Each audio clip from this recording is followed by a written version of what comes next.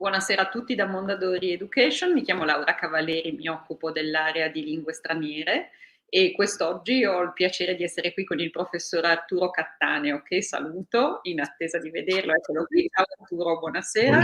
Buongiorno a tutti.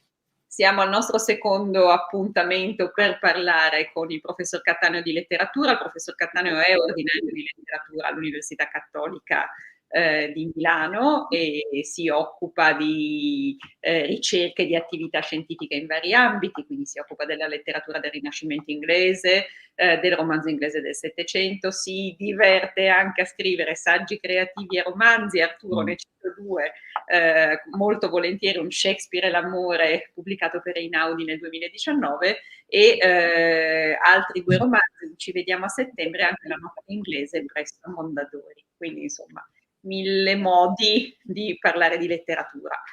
Di recente lo abbiamo tenuto molto occupato, ci ha tenuto compagnia e gli abbiamo tenuto compagnia, o forse lo abbiamo torturato, lavorando alla nuova edizione della letteratura che si intitola Literary Journeys, che speriamo possa essere tra le vostre mani e che abbiate la voglia di sfogliare. Gli lascio la parola. Funzionerà così: potete rivolgere al professor Cattaneo delle domande sul suo intervento che riguarda questa sera The Effects of Scientific Manipulation on Humans. Potete scrivere le vostre domande all'indirizzo che comparirà di tanto in tanto sia sotto sia nella chat di YouTube, oppure se invece avete un telefono, uno smartphone oppure un tablet, potrete inquadrare un QR code che di tanto in tanto compare in video. Io gli lascio la parola per circa una quarantina di minuti, intanto raccolgo le vostre domande e poi ci rivediamo e conversiamo un po' prima di salutarlo e di salutarci. Grazie Arturo. Grazie a te Laura, grazie a tutti i presenti. Con alcuni ci siamo forse già conosciuti nella puntata precedente, chiamiamola così, quella su Shakespeare e alcuni temi razziali in Shakespeare, Mercante di Venezia e Otello. Oggi parleremo di qualcosa di diverso, di più vicino a noi nel tempo. Il titolo è qui sulla prima slide di apertura. The Effects of Scientific Manipulation on Humans, Dr. Jekyll and Mr. Hyde. So quite a famous novel, one of the most famous, one of those we do usually do at school in our classes. And my brief talk, my chat, in fact, will be divided into 4 parts. The first one will be called the Shilling Shocker. The next one, or second, the Double. The third one, atavism or fear of the other. And the fourth and final one, From Behind That Closed Door, which is a quote from George Harrison, one of his songs, but also from the novel, obviously, from Dr. Jekyll and Mr. Hyde. Now, of these 4 points, perhaps the less obvious is the first one, Shilling Shocker. Why? Because it tells us about the crime fiction nature of the novel. Of course, we know that Stevenson is one of the first modern writers. He's a model for modernists in the following century. But he was also a very practical writer. He wrote for money, in other words. He needed money. He had a family to keep. And so he started Dr. Jekyll and Mr. Hyde basically to make money. He needed that badly, as I said, and so the publisher advised him to write Longsman. That was the publisher. The publisher pressed him to write something that could sell well. So they suggested that he try a Shilling Shocker. Now, the term Shilling Shocker was quite popular in the 1860s and 1870s when dime novels or dime shockers became very popular in America first and then in Great Britain. Of course, in Great Britain, they were known as Shilling Shockers. Well, the definition is quite simple. Shockers because they were meant to shock. Crime stories, basically. And dime or shilling because they could purchase both for a small amount of money. So they were popular fiction, cheap fiction, we might say.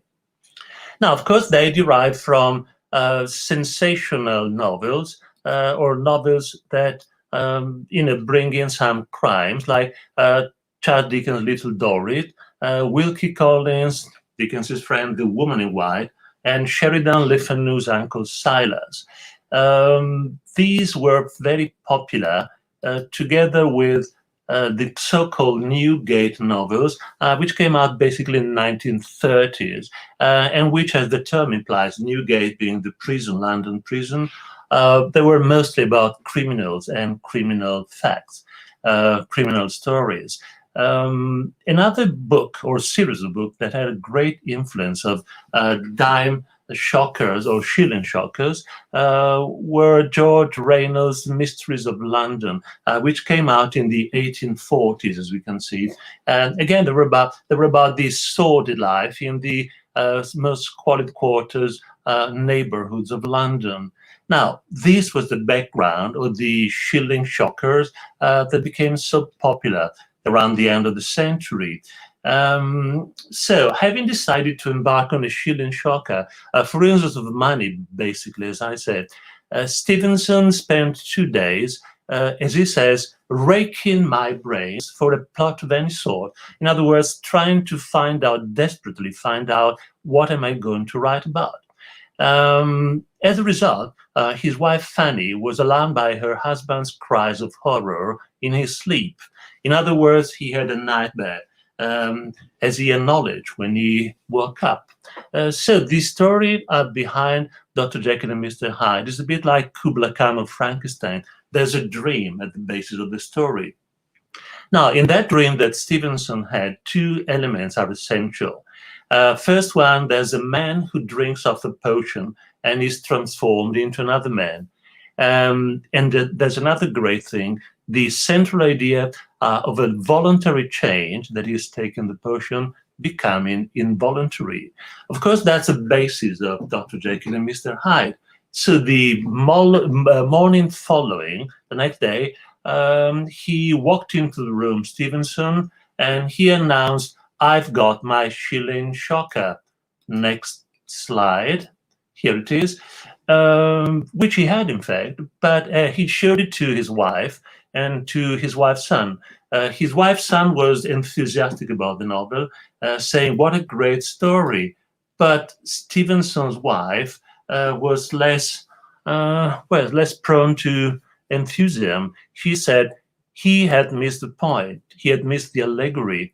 He had made it a story, a good story, when it should have been a masterpiece. Now, what did she mean by that? Well, she meant that Stevenson had missed out on the potential of the story, its universal value, apart from its mystery and horror successful feature. He hadn't managed to bring out the allegorical potential of the story. Stevenson got very angry with his wife at first, but then on second thoughts, he got down to writing, and in 3 weeks of frenzied activity produced Dr. Jekyll as we know it. The qualities of sensational horror stories are quite clear to Stevenson's contemporaries, and they're quite clear to Stevenson's too. This is a poster about next sensational literary advertisement, or things of beauty in our streets. We can see sandwich men advertising horror stories and shilling shockers. So that's exactly the kind of public, the kind of reaction from the public that publisher were expecting. And that's exactly what brought money. That's exactly what Stevenson wanted to achieve at the beginning. Of course, the crime stories were greatly enhanced by real crime, such as this one, London Daily Post. Look at the date, 1888, so about the same time as Dr. Jekyll and Mr. Hyde, about Jack the Ripper, who claims 5th victim. Now, we're all very familiar with the murders of Jack the Ripper, and such stories were indeed very common, so much so as to be put into comics form as well. Here we can see this, for instance, which is quite from the Illustrated Police News, very popular at that time. And again, it's mostly about the Jack the Ripper crimes or murders.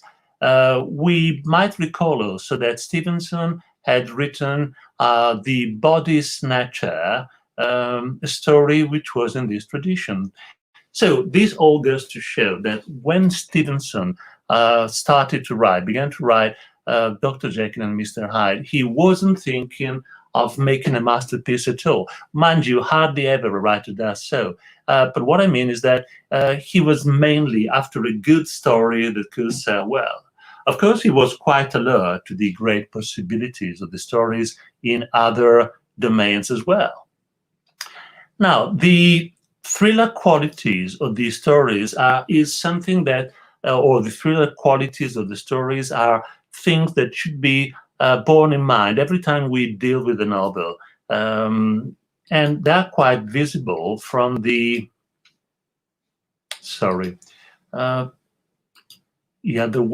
previous one, from the cover of the first edition, A Strange Case of Dr. Jekyll and Mr. Hyde. Mind you, not this strange case as we have today usually. Stevenson insisted on having strange case because he wanted it to resemble more a Scotland Yard case.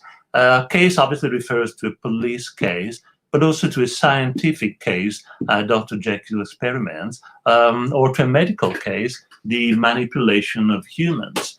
And the thriller qualities of the stories are also very clear if we take a look at the titles of the chapters. Beginning with the first one, Story of the Door. Next one, Search for Mr. Hyde. Dr. Jekyll was quite at ease. Incidentally, this is the only title which is not so much in line with thriller.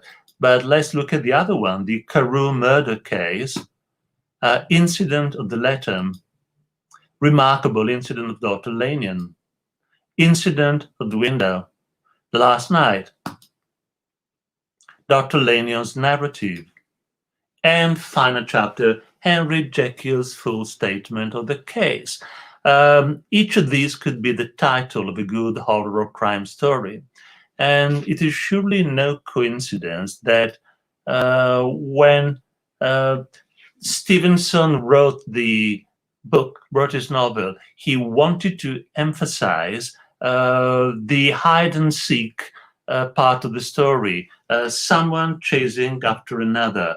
At one point in the novel, he says, well, one of the characters, Mr. Utterson, Dr. Jekyll's good friend, the lawyer, and his lawyer, by the way, says, if he be Mr. Hyde, I shall be Mr. Seek, which obviously points to the police story quality of the novel. And as I was saying, it is no coincidence that when the famous Gialli Mondadori were inaugurated in 1946, the first title was exactly Dr. Jekyll and Mr. Hyde. And on the cover, we might see an image from the famous film that had been taken from the novel, starring Spencer Tracy. You might guess him, if not quite see him, on the cover. Now, the other thing, obviously, I come to the second point of my brief chat, is that this is a story about a double. Now, the double is something distinctive of 19th century literature. It goes a long way beyond that, than before that. And the main thing about the double, as Stevenson uses it, makes use of it, is something which I find is summed up very well in something quite different. Some words spoken by Ophelia in Hamlet to King Claudius. She's already mad. But like most mad people, especially in Shakespeare's plays, they tell important things. They tend to tell the truth, or they have quite an insight into the human mind. So Ophelia says at one point, "We know what we are, but we know not what we may be." In my view, this sums up perfectly what happens to Dr. Jekyll, indeed what happens to many people sometimes in their lives. So, Dr. Jekyll and Mr. Hyde is undoubtedly a crime story, tale of horror and mystery, but today we mostly remember it as a novel about the double.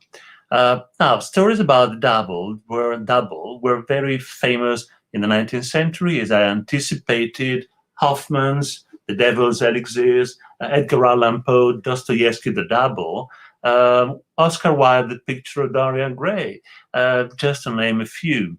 Now, in these tales, usually the protagonist and his double are both similar and different, which is what happens in Jekyll and Hyde, as we know.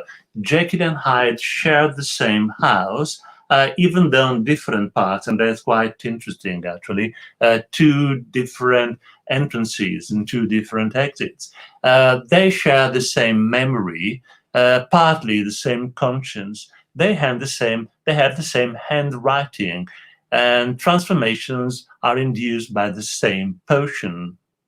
Now, Jekyll calls the two sides of his personality twins, and he calls Hyde my double and my other self. On the other hand, they differ in a few things, personality, obviously, morality, but also physically. And even their handwriting, which is suspiciously alike, is not exactly the same. Not exactly identical, their handwriting, but rather specular, as if they were seen from the other side, slanted in an opposite direction. Now, this last aspect, their being specular, suggests that one is the speculum or mirror of the other. It's a sort of deformed or deforming mirror. And even Stevenson's novel authorizes this reading. I want to see with you a couple of things. So Jekyll calls Hyde my double, my other self, my second self, and that's fine. But talking about specularity, our last point, Jekyll calls Hyde that ugly idol in the glass. He sees himself transformed in the glass, and he calls him that ugly idol in the glass. Actually, the glass, the mirror, as an object, is quite important in the whole novel. At one point, Jekyll places a big glass in his laboratory. Why? For the purpose of these transformations. He wants to see them. Transformations, he wants to see his other self. As in most stories of the double, the protagonist at the beginning looks after the double, wants him, goes after him, is welcome, in fact. But as the story develops, the double becomes as a persecutor, as Mephistopheles in Faustus, for instance, or the portrait for Dorian Gray. Now, one thing, talking about Dorian Gray, one thing to be noticed is that the double enters such stories, not just classic stories about the double stories, but also stories which are not so clearly based on the double. I mentioned Dorian Gray, in which the double personality of Dorian is quite clear, even though it's taken out of himself on into the portrait. But also Heart of Darkness. Let's think of Heart of Darkness and Kurtz. As we know, Kurtz is another self, and Kurtz is what Marlowe might have become if he had been in the jungle, in the rainforest, like Kurtz has. But not just Marlowe, any one of the readers, any one of us maybe. This is a point from Heart of Darkness, a famous point you will have recognized, in which the narrator says, Kurtz had taken a high seat among the devils on the land. I mean, literally. And then the narrator, Marlowe, asks his, listeners, you can't understand. How could you? You have solid pavement under your feet. You're surrounded by kind neighbors. You step delicately between the butcher and the policeman. How can you imagine what particular region of the first ages a man's untrammeled feet may take him by the way of solitude, utter solitude without policemen, utter silence where no warning voice of a kind neighbor can be heard whispering of public opinion. These little things make all the great difference. When they are gone, you must fall back upon your innate strength, upon your own capacity for faithfulness.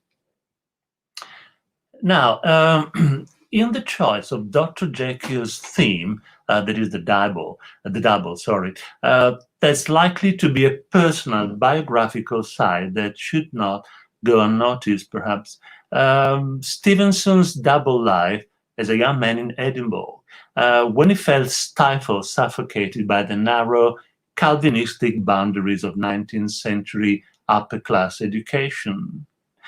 In a letter written after his father's death, Stevenson jokes about his father's seriousness and his horror of sin. Stevenson writes, "My father used to envy the pigs, animals, because as they were always asleep, they kept clear of so much sin." Well, this is paradoxical, of course, but like many paradoxes, it tells us something about the truth the speaker wants to convey. Another thing, biographical again, to get free of the social restraints and social ties, the puritanical Scottish moral code, young Stevenson and his friend Charles Baxter, a good friend of his, invented a double for themselves. In other words, they assumed the fictitious characters of Johnson and Thompson, two young men who were heavy drinking, convivial, blasphemous. They went riot, in a few words. And David Deiches, the historian, literary historian, has commented that the game of the two double, because it was a game for young Stevenson, Johnson and Thompson, was for Stevenson from an early age associated with, let me show you the quote, associated with the whole Jekyll and Hyde syndrome. Now, Stevenson feels he has two natures in one. He feels that strongly. That's exactly what shocked many of his contemporaries. And Vladimir Nabokov, the writer, says something quite interesting on that. But first, let's see what Stevenson himself has to say about that. He says, "I had long been trying to write a story on this subject, to find a body, a vehicle for that strong sense of man's double being, which must at times come in upon and overwhelm the mind of every thinking creature." So the story of the double, this is quite interesting because, as we've seen, the first input to write the novel was mainly practical. He needed money. His publisher suggested, "Why don't you write a shilling shocker?" Which he did. But this practical work, this commission, in fact, turned out into Stevenson long-seated, long-rooted, deep-rooted obsession with the theme of the double, as we can see here. So the two things converge, and in the end mixed brilliantly in Dr. Jekyll and Mr. Hyde. But as I said, I wanted to share with you another good quote by Vladimir Nabokov, who liked Dr. Jekyll very much. And he says, "Jekyll's transformation implies a concentration of evil that already inhabited him, rather than a complete metamorphosis. Jekyll is not pure good, and Hyde is not pure evil. For just as parts of the unacceptable Hyde dwell with the unacceptable Jekyll, so over Hyde hovers a hail of Jekyll, horrified at his worst half's iniquity. The relations of the two are typified by Jekyll's house, which is half Jekyll and half Hyde." And by the way, that, as we know, is a good exercise, even in class, in our classes. to show students a map of the two parts of Dr. Jekyll house, the laboratory on the one hand and the main entrance on the other. There are two words and they correspond to the two personalities, the double.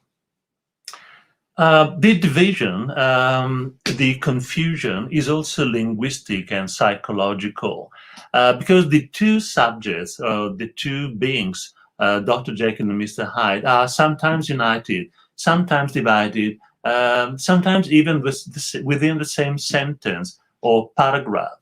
We're never totally sure which is which. As with the character named Jekyll, whose actions are described in the story, so Jekyll, as the narrating voice, the author of the final statement, often refuses to be identified with Hyde. For instance, when he says he doesn't want to go into the details of the infamy at which I thus connived, for even now I can scarce grant that I committed it. I have no design of entering, as if that didn't concern me at all, didn't concern him at all. It's not I who did it, it was Mr. Hyde. And this is Jekyll Hyde. Possibly this is one of the points where the confusion between the two, or the union of the two, is most clear. With the transport of glee, he's describing his murder. I mold the unresisting body, tasting delight from every blow. And it was not until weariness had begun to succeed that I was suddenly, in the top of my delirium, struck through the heart by a cold thrill of terror. Now, who's terrified here? Hyde, well, possibly, but difficult to believe. Jekyll, but we see the confusion between the two, or the fusion of the two, is really striking. And at one point, Jekyll is refusing identification with Hyde.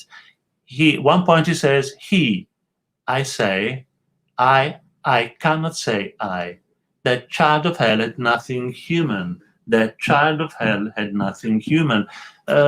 Which reminds me, once again, I may be a bit obsessed with Shakespeare, but this reminds me of the point in The Tempest at the very end when Prospero says, when the whole action is almost finished, talking about Caliban, the beast or beastly-like creature, he says, this thing of darkness, I acknowledge mine. And this I've always taken it to be an acknowledgement of the dark side in man's nature, whereas Dr. Jekyll refuses that part. Here he says that child of hell had nothing human. And the ambiguity of the novel is quite clear. At one point, Dr. Jekyll says, between these two, I now felt I had to choose, which is exactly one of those statements, one of those things that make this novel so easy to identify with, to sympathize with, because any reader, any one of us, one point or another, has to decide between several things. We have choices all the time, and sometimes these choices are decisive, very important for our future. Now, the theme of the double personality has a long tradition, both classical and Christian, especially that of the devil possessing and transforming the individual. Now, Dr. Faustus by Christopher Marlowe is a case in point, obviously, of the psychomachia, the fighting for the soul of man, with, as in Dr. Faustus, remember, with the angel, the good angel and the bad angel, literally pulling together from different sides. Faustus is sort of tug of war between them. But in the 19th century, and I'm getting close to my third point, the manipulations of human. In the 19th century, the model of the non-unitary personality took on psychological connotations, increasingly so as psychoanalysis formed and developed quite to be predicted. Now, it was taken up at the beginning of the century by Schubert and Mesmer, but especially by Charcot and especially Sigmund Freud at the end of the 19th century. I want to point out one thing. Manifestation of multiple personality were one of the most discussed aspects of psychiatry around 1880, that is around the time when Dr. Jekyll was written. Now, the Society for Psychical Research was founded in London in 1882 for the investigation of psychic phenomena. And Stevenson, this is quite interesting, joined this society from Samoa, where he had retired to live, as we know, and his name actually appears on the membership list for the years 1892, 93, 94. In other words, he was very much interested in such studies. And one interesting example of the kind of research that was conducted by members of the society, and one which has significant affinities with the strange case of Dr. Jekyll and Mr. Hyde, is illustrated by an article of Frederick W. H. Myers, published in the Proceedings of the Society in 1886, 1887, which is once more about the time of publication of Stevenson's novel. And I want to see this with you. This is how Myers describes the experiments on multiple personality he was conducting. My theme is the multiplex and mutable character on that which we know as the personality of man. So not something, not a block as it used to be, but something quite complex.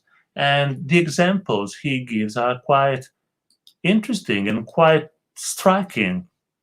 For instance, when he talks about the case of a certain Louis V, born in 1863, who had a difficult childhood, neglected childhood, a turbulent mother, sent to a reformatory at 10 years old. Let's imagine that. But then in learning a trade, becoming quite well-behaved and obedient. He had learned a trade, he had become a tailor, for instance. But at 14, he had a great fright from a viper, a fright that threw him off his balance and started a series of psychical oscillations. And so these symptoms were quite serious, epilepsy and hysterical paralysis of the legs. Now, the interesting part for us here, the next one, because they tried to inhibit the left brain or the right brain of Louis with different results, quite astonishing. Inhibit his left brain and right side, and he becomes, as one may say, not only left-handed but sinister. He becomes a sort of Mr. Hyde. He manifests himself through nervous arrangements which have reached a lower degree of evolution, but then inhibits his right brain, and the higher qualities of character remain, like the power of speech, intact. There is self-control, there is modesty, there is a sense of duty. So they experiment with two sides of his brain, which can be clearly seen as two sides of his nature. Now, this is psychic and medical, but the affinities with Stevenson's novels are quite clear to see. So Stevenson's novel was as much a child of its time, not just for being a thrilling shocker, but also for these scientific researches. It stems from this cultural background. Now, what Stevenson presents us is a case study, again, a case study on the effects of trying to hide or negate one part of one's personality. All the aspects of his own corporeity and personality that Jekyll fears and doesn't like are projected onto Hyde, seen as an altogether different person to be rejected and condemned. Now, let's move on now from the medical context to a wider context, culture and social context of the last part of the 19th century. And these themes of the double take on a physical and almost visible dimension, influencing social and legal relationships. Why? Because and I come to my third point, atavism, or fear of the other. Because the fear of an obsession with the double Hyde reveals the uncontrolled fear of the positivistic 19th century. And the fear is that behind the impeccable habits and manners of the gentleman, of the Victorian gentleman, within man's very soul, there lie beastly passions. Now, beastly is the right word. The fear of the double is a clear expression of the fear of regression to a savage or animal-like state. Now, the word for that is atavism. And from the Oxford English Dictionary, we see what it is. Resemblance to more remote ancestors rather than parents. Tendency to reproduce the ancestral type in plants and animals. In other words, of reverting to savage times and customs. Or, since we are only a few decades, only a few years after the publication of Darwin's The Origin of Species, which came out in 1859, this corresponds to the Victorian fear or fantasy on recidivism, that is the lapse, the fall into crime as a compulsive factor. In other words, the Victorian age, late Victorians were obsessed with the fear of falling to savage states of development, what Darwin had traced in his books. The evolution of the species might become as a sort of counter-revolution, so not going forward, upward on the scale of human possibilities, but backwards or downwards. Here's Romulus Jackson saying, fantasies of recidivism, relapse into crime, multiplied in Victorian England after the publication of Darwin's Origin of Species. Recidivism and regression to bestial levels are common post-Darwinian fantasies. Now, we must note that many writers expressed the danger of recidivism, which is once more in Art of Darkness, as well as in The Descent of Man. These are some of the scientists, just a brief look at them, that took on such studies and expressed the fear of recidivism. But I want to, well, again, very quickly, see with you another excerpt from Heart of Darkness, the fear that the inhabitants of Africa, the Africans, they were not inhuman. The suspicion of their not being human. I'm reading from the middle of the quote. It would come slowly to one. That obviously has much to do with Charles Darwin, The Descent of Man.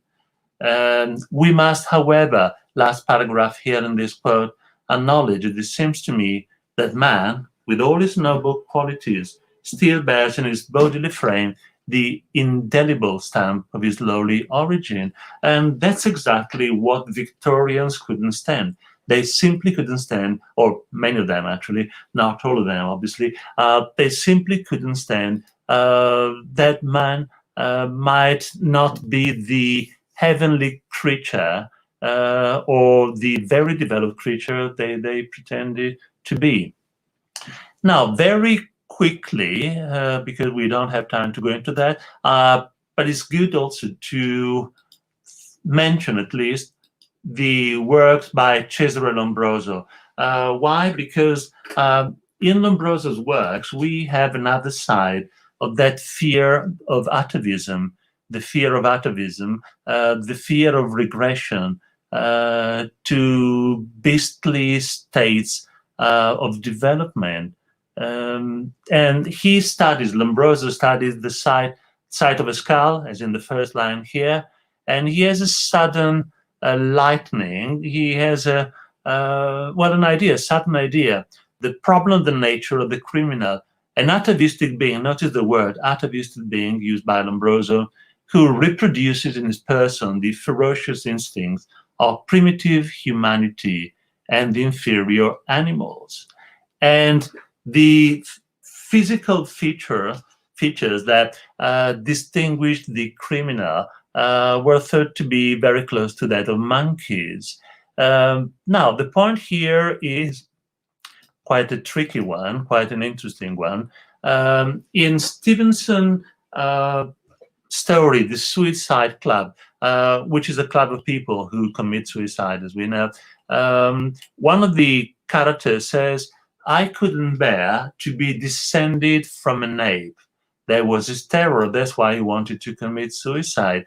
And in Dr. Jekyll and Mr. Hyde, we are repeatedly told that Mr. Hyde, has something troglodytic about him, that he strikes people,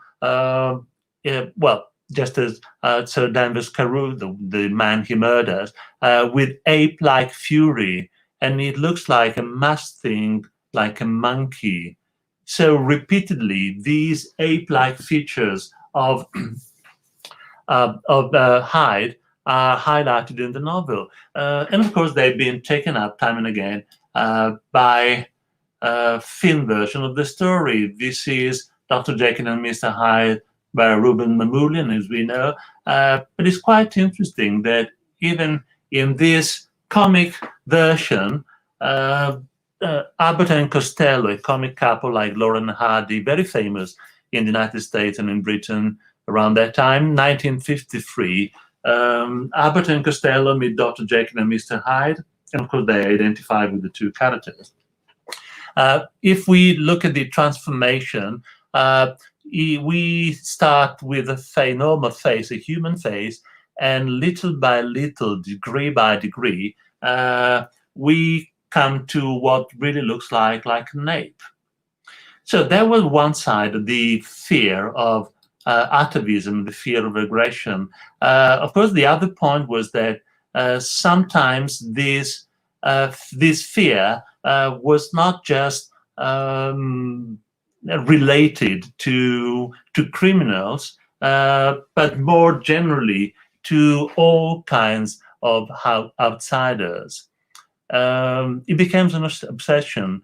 And another book, which is bears an interesting comparison with Dr. Jekyll and Mr. Hyde, is Dracula by Bram Stoker. But before we see that, let's see this quote by Nina Auerbach and David J. Scott, because they talk about the fear of the enemy, the fear of racial deterioration in late Victorian England. As the boundaries of England and Englishness became less clear-cut, racial purity became a new fetish. Max Nordau's Degeneration was a popular Jeremiad against racial deterioration. And the deterioration of manhood as well. That's another thing quite interesting. We might have a few words to say at the end. Women came into the bargain too. They were compared to new dangerous types of human beings. Why? Because they wanted freedom.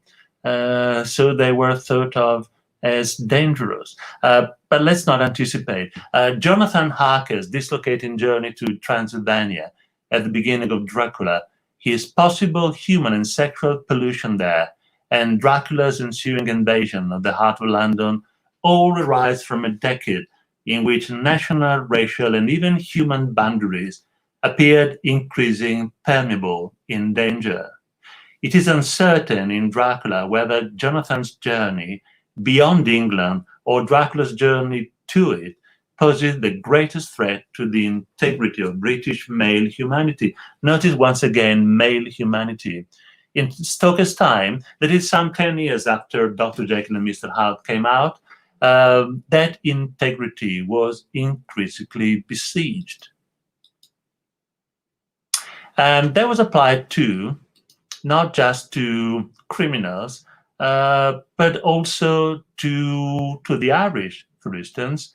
The fear of the other also applied to the hatred that many the people in the Victorian establishment felt about the Irish. These are the few definitions about the Irish stereotype at that time. They were thought to be childish, emotionally unstable, ignorant, primitive, dirty, vengeful, and violent. And couldn't all of these be quite easily applied to Mr. Hyde and to the experiment that Myers and Lombroso were conducting? Yes, they could, quite clearly. They were thought to be, these are actually quotes, by the way, apply, showing a retarded physical growth, if not actually dwarfish, referring to the small stature of many Irish people. Charles Kingsley in the 19th century, in a letter, talks of white chimpanzees in Ireland, and the historian James Anthony Flood in 1854 found much of Ireland's population more like tribes of squalid apes than human beings. The fear and reification of the other, of types of humans that seem too different from the accepted norm, was also in Stevenson's Great Britain a social fear with very clear political and classist connotations. London, the greatest and richest city on earth, the heart of the British Empire, was ridden with the fear of terrorist attacks, immigration, the poor, and last but not least, as I was saying before, the new kind of woman who was claiming her civil rights, soon to be known as suffragette. The other was the savage, the non-European, but also the low-class criminal. Mind you, not so much Jack the Ripper or Dorian Gray. They're high-class criminals, as Jekyll, Hyde, after all. But men and women crawling out of the sordid districts of the metropolis. People who in their bodily frames and souls bore the visible marks of a beastly humanity, not yet risen to the degree of evolution embodied by the Victorian gentleman and the well-bred lady. And I think we might go back once more to fear of the other, including women, because there's one thing which I haven't mentioned so far, and that is the definition new woman. Think of that. Fear of the other obviously also included a woman of the kind that was asserting herself and was called, once again, in clear Darwinian and evolutionary terms, new woman. Just as there was an evolution in human beings, there was a new woman. The new woman was scored and derided in newspapers and fiction. Why? Because they were claiming things which were not supposed to be good for women. Women were not supposed to have reached the degree of evolution that men had. Remember the famous or notorious studies about the size of men's brains and women's brain. It was more of a taboo than a real woman. A person to be feared because economically and sexually independent from the man and from the patriarchal family model. By Victorian standards, she is a perverse creature, not any longer recognizable as a woman or a female of the species. She represented a genetic mutation, as the term new woman implies. And it is quite significant that women are totally absent or irrelevant from the fiction of writers such as Stevenson, Wilde, Conrad, the so-called bachelor novels. Fictionally and psychologically, what is most frightening is often hidden or removed. So apparently we have come a long way away from Dr. Jekyll as a novel, but that's because the novel is so rich with insight into things which will become apparent in the next century, and things which are universal and relate to men's deepest fears and obsessions, the fear of the other, especially the other enclosed within ourselves. And that's why my last, by the way, this is the shillelagh, the typical Irish walking stick or club, which is probably that, or has been identified with that with which Mr. Hyde walks, and with which he murdered, savagely beating down on Sir Danvers Carew. That's been identified once again with something Irish. But the real thing, the last thing I wanted to see with you was the metaphor of the door. The novel is mostly about what we try to hide or what we try to keep beyond doors. Novel begins, the very first words spoken in the novel are these, by Richard Enfield. Did you ever remark that door? And that's the door with the entrance to Mr. Hyde's laboratory, or Jekyll's laboratory, the one used by Mr. Hyde. And when his companion had replied in the affirmative, it is connected in my mind, added he, with a very odd story. That's exactly how the novel begins. And of course, we do remember the last words of the story when they bring down the door, only to discover the corpse of Jekyll or Hyde on the floor. And Utterson, the lawyer, cries, "Down with the door, down with the door, down with the mystery." Closed doors are ever present in the novel. Behind them take place Jekyll and Hyde's transformations, and at the end, their dead body. There are also the many closed doors that enclose Victorian world of wealth and comfort, refined culture, high technology, but also secrets and lies, hypocrisy, obsession that in these years were beginning to come to the open and burst out, sometimes violently, not being repressed or hidden any longer.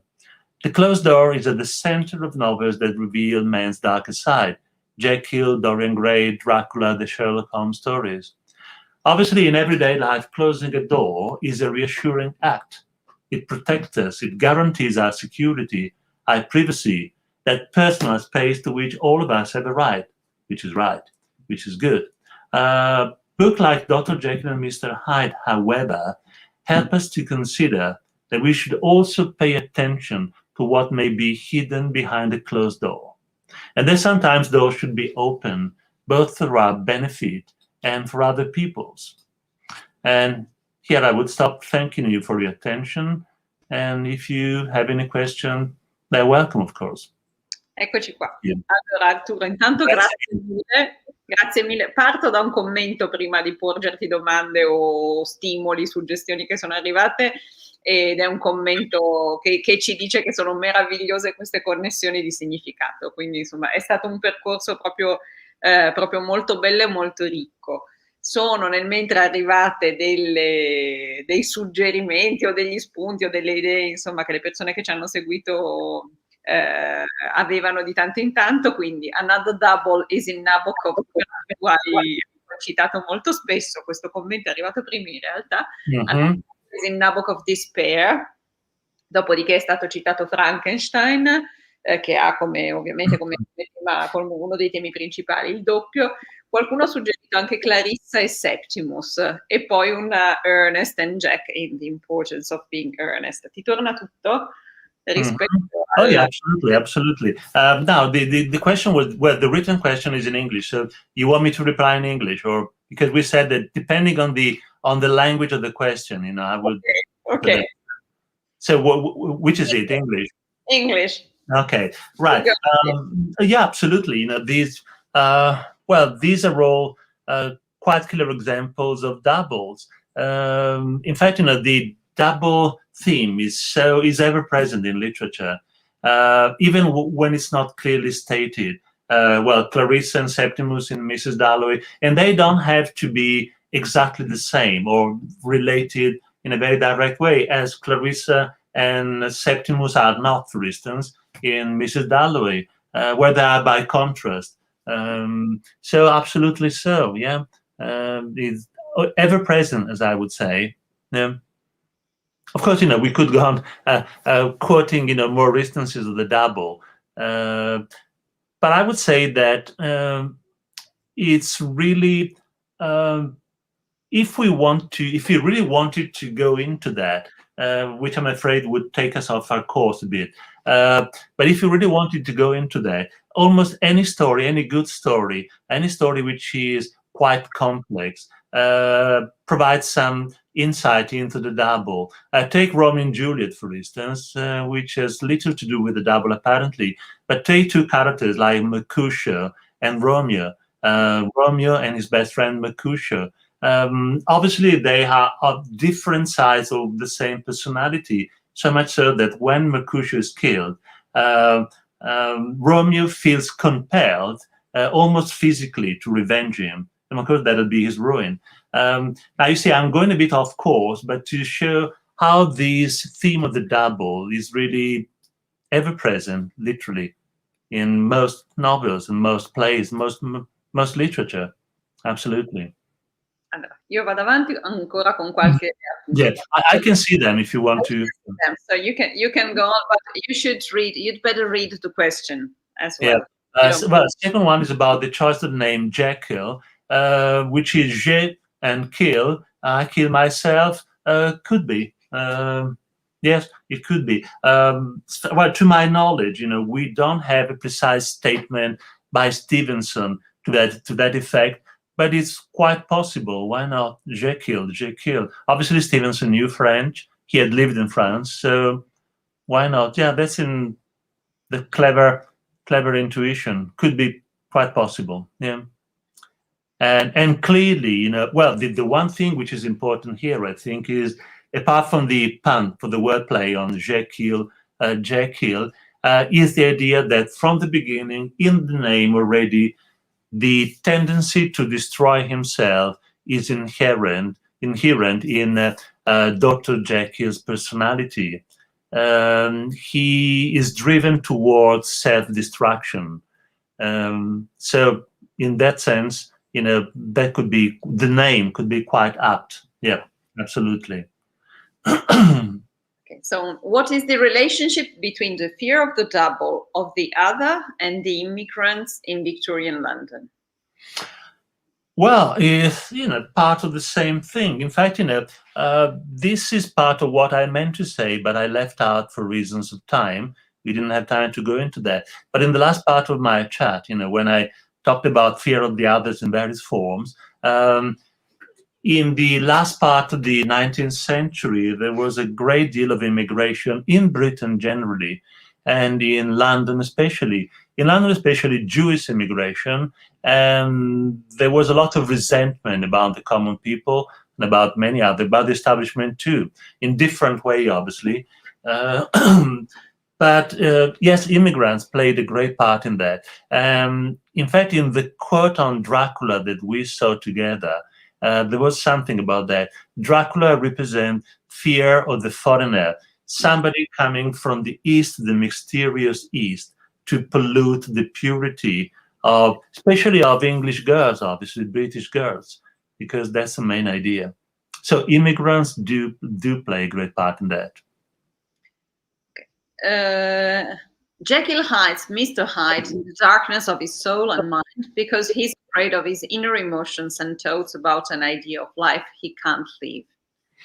Ti trova da commento? Yeah, I'm reading that. Yeah, and I heard you. Yeah, absolutely. Yeah. Yeah, that's one of the reason why I put something about the biographical background to the novel. That was something deeply rooted in Stevenson from an early age, from the beginning, and he was clearly afraid of the inner part of himself. Yes, and it shows quite clearly in the novel. I think this is one of the points which need little explanation. So clear it is, so plain. Yeah. Allora, poi appunto ancora qualche richiesta appunto di approfondimento rispetto a the fear of the new woman in general, quindi è un discorso nel molto interessato. It would be great to get more references about the idea of the new woman as a genetic mutation. Mm-hmm. Well, there are many studies about that, obviously. One, a writer, a scholar who in Italy has done a lot of research on that is Luisa Villa. You might want to write down the name. She has written a lot about women writing in late Victorian age, especially this kind of new woman. More easily available, perhaps, is the section on new woman in the Norton Anthology of English Literature. And, well, there's something also in our anthology, Literary Journeys, about that. But obviously, if you want more, much more, you have to go, beyond the boundaries of an anthology. But I say that these things can be explored quite easily now. As I said, the Northern Anthology, Luisa Villa has written something about that quite clearly, and also, the great classic studies about feminism. Ecco, a questo proposito, appunto, sempre per rimanere su New Woman, un commento domanda: could Queen Victoria be seen as a double, a woman who is the head of a state in which women hadn't any right? Un interessante spunto. Yeah, that's a good question. That's a kind of question that we wouldn't have made how long ago? Say 10 or 20 years ago. Why? Because up to a few years ago, the image of Victoria was a monolithic one, and the great queen, the empress of the British Empire. And there was nothing that would, they would destroy that image. They would lessen it. But recently, as we know, there have been many books, many films about Queen Victoria. Many of the letters have come to the surface, which have revealed a far more complex personality, both in relation to men's sexuality and other people. Her relations, for instance, to her Indian, I was going to say servant, or she being the queen or the empress. Maybe that's not too politically correct. That's what he was at that time, her Indian servant or right-hand man. Many things are being written about that. There's been a film about that too. And so, Queen Victoria too is representative in a way of a new woman. And in fact, when everything which concerns Victorians has to do with, with double personalities, double standards, which of course goes for every time, for every age, including our own. But at that time was particularly evident. Let's also remember the famous definition by Prime Minister Disraeli, Benjamin Disraeli, when he talked about two nations, when he says in his novel Sibyl, which is mentioned in our anthology, by the way, I say this simply, to have a point of reference, not to promote the anthology, not right now. But we say quite clearly there, we report quite clearly there, that Disraeli says Britain is not one nation. Britain or Great Britain is two nations, and they're so different in themselves, they're worlds apart, so that they really look like two nations. Nothing to do, they have nothing in common. So you see the double standard or double personality also applies to Great Britain as a state in general. Un'ultima domanda, Arturo. Does Stevenson imply that science is not totally good or positive? Well, that would be for Stevenson to reply. I wouldn't know what to say about that. I don't know what he thought about that. Obviously, he wasn't much in favor of technology. We know from the kind of life he led, we might guess that he was more in favor of living in the open air. He retired to the Far East. He liked to sail on his sailing boat, and he liked to travel on foot. So apparently he wasn't much concerned with technology. Also, there might have been a reaction to to his family's tradition, because many people in his family were engineers, famous engineers. They built important buildings and lighthouses in Scotland. So again, they might have been part of his reaction. He not wanting at all to become an engineer, not wanting to become a lawyer in the second place, but choosing instead a life of roaming and writing and adventure. So I wouldn't go so far as to say, judging from Dr. Jekyll and Mr. Hyde, I wouldn't go so far as to say that he thought that science is not good. But surely, willy-nilly, whether he wanted it or not, he shows what dangers are inherent in playing too much with human beings, with our personality. So from the novel, I say yes, it's quite dangerous. Professor Cattaneo, ti ringrazio moltissimo, è stata davvero una lezione interessante, continuano ad arrivare spunti, commenti. No, io ti ringrazio voi, ne vedo anche uno su Harry Potter e Lord Baltimore, un altro doppio. No, l'unica cosa che mi spiace è che di non poter vedere almeno in parte qualcuno dei partecipanti, perché io sono un po' della vecchia scuola, quindi mi piace vedere le persone e così non è possibile evidentemente. Però insomma c'è attività di scrittura delle persone.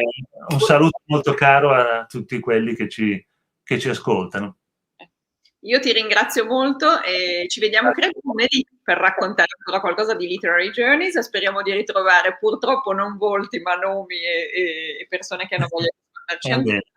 Ringrazio tutti. Con grande piacere. Arrivederci. Arrivederci.